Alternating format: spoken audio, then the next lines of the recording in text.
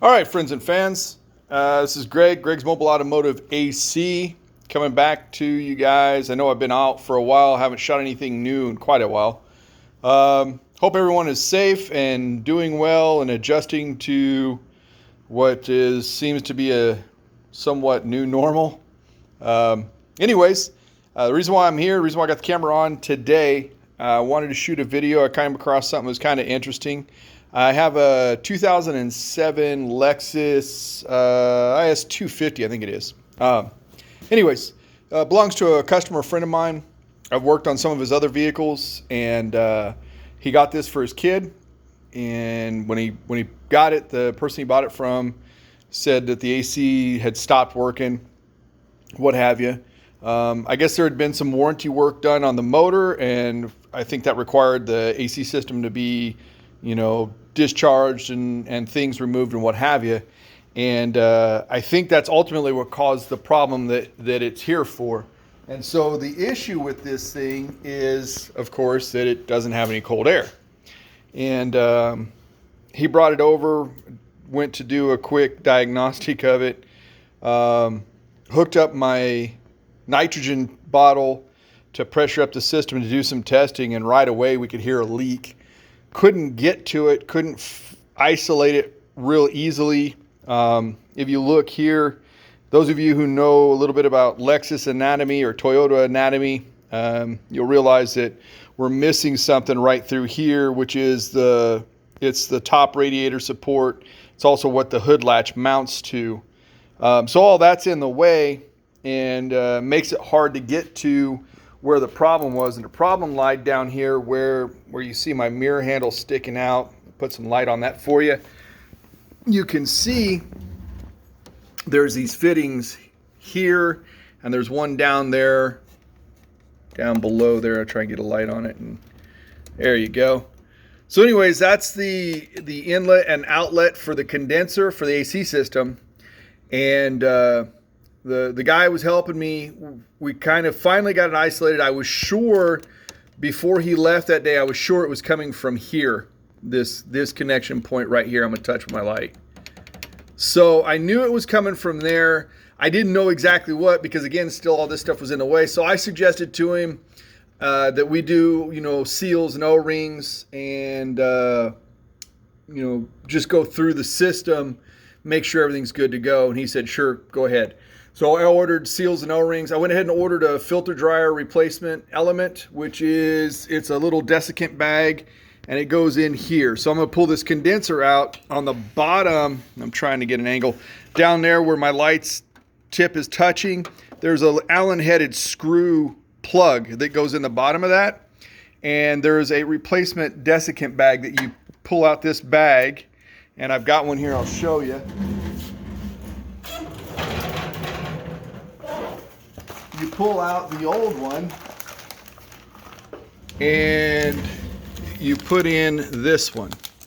And so I'm not going to open the plastic because I want to keep it nice and dry and clean until I install it.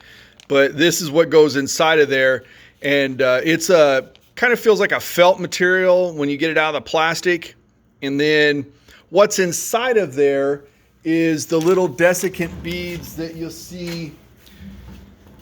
I don't know, sometimes you'll see them in bags of beef jerky or what have you. Sometimes they come in little packets. I've got one over here, I think. Just a second, I'll look. I think I have one. Yeah, here we go. So it's the same concept as what this is right here. So this says silica gel, do not eat. Make sure that you do not eat that, because evidently somebody has.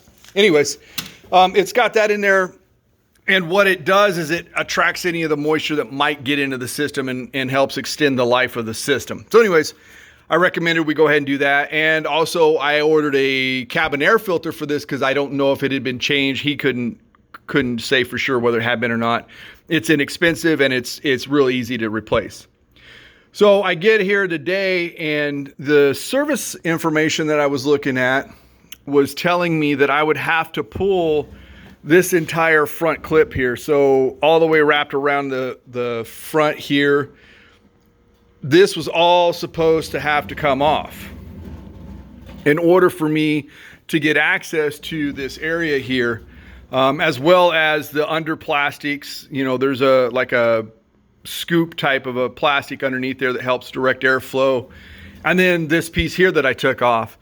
And so I'm looking at the service literature I pulled up on All Data and Mitchell's I have here at the shop. And I'm looking at the pictures on the service info, and I'm looking at this, and I'm like, wait a minute, I don't think I need to pull all that. Fortunately, I didn't. All I had to pull was this piece here. And so that I could get to the area. I was having such a hard time. If the guy that's the customer, if he's watching this, I'm sure he's going to be laughing, because we were trying to figure out just some way to get in there without having to take everything apart. If I'd have just stopped long enough to look at the service literature, probably would have been able to show this even before he left that day. So here's why we're here, and this is kind of why I shot the video.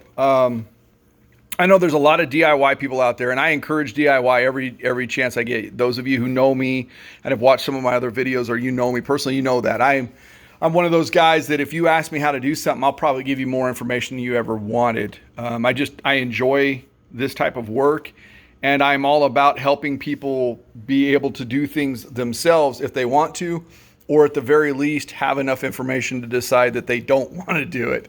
So that being said, when this engine was taken out and the warranty work and stuff was done, it was put back together, and the issue is that the O-ring that is supposed to seal between this high side line right here, between the line and the connection point on the condenser, it got pinched. And I'm going to show you that. The reason why I have my mirror set up here is because you can actually see it. I'm going to put some light on it. And if you look, try to get out of the shadow and all that stuff. If you look in the mirror, well, that's not helping. Let's try. How about, there we go. All right, I'm gonna have to turn the camera angle a little bit. I know some of you don't like when it goes, you know, instead of letterbox, it goes this way, but you're gonna have to bear with me on this one. All right, so if you look right in there, there's a gap, right? And if I can get the lighting just right, in that gap, you can see where the O-ring got pinched. I actually snapped a few pictures of this and sent it to the customer so that he could see, like, hey, here's your problem, man. And so I'm not sure if I'm able to get this on video. Let me see if I can rearrange my mirror here. And of course, the camera's not wanting to focus on the mirror. It's wanting to focus on what's closest to it. So I may not be able to get this done. Let's see. Oh, wait, there we go. Now, if you look in there, right in there between the gap there, you can see the O-ring is pinched. And that right there is what caused that, that leak. I'm going to see if I can get a little bit of light on that, see if that helps or if it makes it worse. There we go. So, yeah. You can see the shiny metal. And then you see where that rubber O-ring is protruding in between the joint right there. That's what caused this whole problem. So that's the reason why the refrigerant leaked out that they put in it. And that's also the reason why when I tried to leak test it, I had no problem identifying there was a leak, but it was a heck of a time just getting to where it was at. So moral of the story, kiddies, take your time when you're putting this stuff back together. Use O-ring lube. There's a reason why. You know, whenever you read stuff about repairing and replacing AC components, it talks about using some sort of a lubricant on the O-rings. If you don't have the PAG oil available, which you should have the correct oil, PAG oil is what goes in these systems of modern vehicles.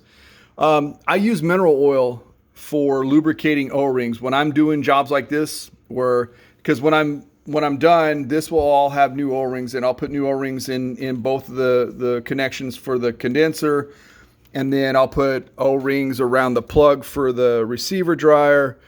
I'm going to go through the rest of the system. I told the customer I would check everything else out just to make sure there's no other spots where there's leaking, and any place that I can see that I can replace an O-ring, I will.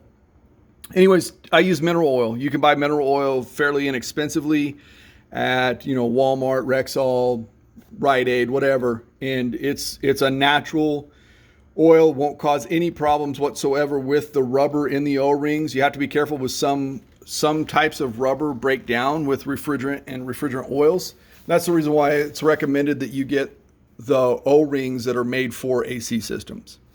So anyways, one of the cool things that was really like, I'd not seen this on a vehicle. Excuse me. Whenever a vehicle first comes into my shop, before I hook up my manifold gauges or my recovery machine or anything like that, I put a refrigerant identifier on there to see what's in the system so that I can make sure that I'm not contaminating my source tanks and things like that, and I'm not going to draw stuff into my system that's going to be a problem. And so I have not come across anything that was not supposed to be in there in the number of years that I've done this. And occasionally I come across a certain amount of what's called air contamination, because air in a system will not cool. Just regular air does not condense. It's not a condensable gas, and so it causes problems. Before this vehicle, the highest content of air I'd ever seen in a vehicle was right around 9.8%. And so the display will pop up and it'll say, fail, and it'll say R134 so much, and it'll say air 9.8%. On this vehicle, when I did the test, it popped up and said fail, and there was 70% air in the system. And I took a picture. I told the guy, I said, I got to take pictures. I've never seen that much air recorded on my machine inside a system before. And it was just because, obviously the system was not pulled down into a vacuum, wasn't sealed, so on and so forth. But so I kind of kidded him a little bit about that, he always brings me the coolest stuff, things that I hadn't seen before. So anyways, that's about it. Nothing too, technical or in depth on this, other than just when you're doing jobs like this, take your time. And I know sometimes, like, I've done some of these connections where you couldn't get in there real easy and you couldn't see what's going on. And that's why it's important to make sure that the O-rings that you're using are the correct size, and that you've got the lube on there, and that everything kind of fits together before you start putting screws in. Because once you put the screw in this, it'll go ahead and close down, but like I said, it pinched that O-ring and caused problems. All right, well, there you go. Those of you who know me, you know my number, know my email address. If you got any questions, get a hold of me, or email me through YouTube if you got questions, and I'll try and give you a response. And other than that, thanks a lot. Take care. Bye.